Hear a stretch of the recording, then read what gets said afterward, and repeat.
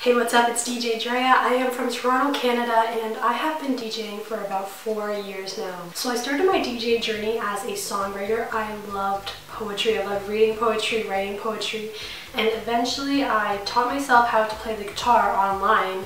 And from there I started getting interested in translating my acoustic songs into a fully produced song. My favorite genres to play are electronic music because that's the type of music that I produce. So I love house, dubstep, trap, and infusing it with like some type of pop vocal or top 40. There are so many possibilities when it comes to art and creativity. If you're interested in learning DJ, just get into it. The gear is affordable. There are great courses like Table Tutors. Table Tutors is awesome. There's no real excuse to not do something that you want to do.